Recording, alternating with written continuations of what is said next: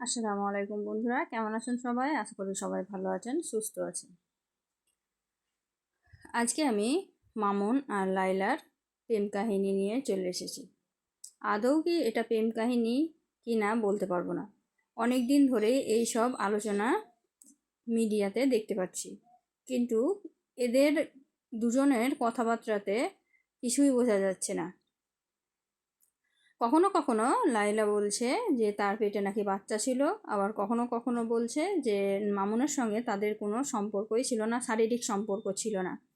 আবার মামুন বলছে যে লাইলার মেয়ে নাকি তাকে ভাই বলতো, আর মামুন বলছে যে তাকে নাকি লাইলার ছেলের মতন দেখতো। লাইলাও সেটা বলেছে এক জায়গায় যে নাকি তাকে মামুনকে ছোট থেকেই ছেলের মতো মানুষ করেছে।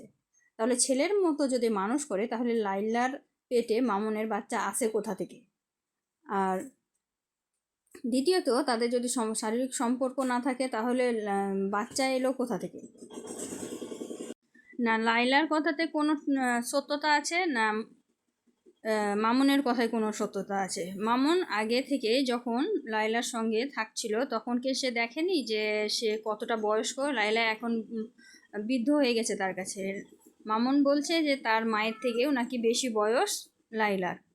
আর এইদিকে লাইলা বলছে মামুনের কাছে বয়স কোনো ম্যাটার করে না, সে আমাকে অনেক ভালোবাসে। এক জায়গায় বলছে যে মামুনের সঙ্গে তার বিয়েও হয়েছিল 2022 সালে। আবার অন্য জায়গায় বলছে যে তাদের নাকি বিবাহ হয়নি। এখানে মামুন বলছে সে সিঙ্গেল, আর সেই কথাতে লাইলাও কিন্তু সাথ দিচ্ছে।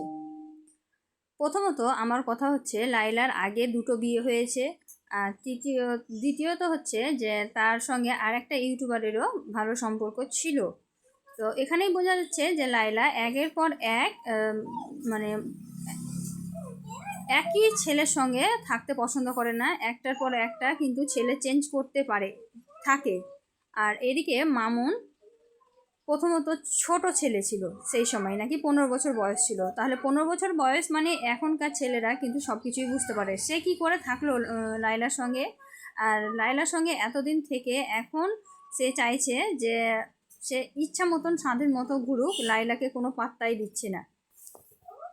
এমনকি লাইলার বাসায় ঢুকে অশ্লীল ভাষায় গালাগাল করছে, তাকে নাকি মারধর করছে। মামুন তার ঘরে কোনো মতেই থাকতে চাইছে না। লাইলা তাকে জোর করে নিজের ঘরে নিজের কাছে আটকে রাখতে চাইছে। তার জন্য অনেক কেস, অনেক মামলা তার নামে করেছে। মোট কথা হচ্ছে, এখানে মামুন আর লাইলা দুজনেই কেউই ঠিক নয়, দুজনেই ভুল করেছে। আর দুজনের ভুলের এখন সাজা দুজনকেই ভোগ করতে হচ্ছে। তবে সব থেকে বড় কথা, এখন মামুন যখন লাইলার সঙ্গে থাকতে চায় না, তখন লাইলার উচিত হয় না তাকে জোর করে রাখার, কারণ জোর করে কোনো কিছুই পাওয়া যায় না।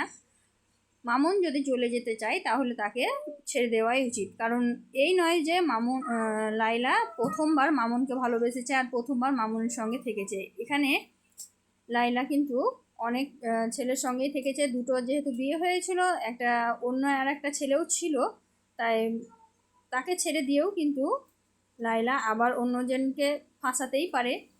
আর জোর করে কোনোদিন কোনো কিছু পাওয়া যায় না।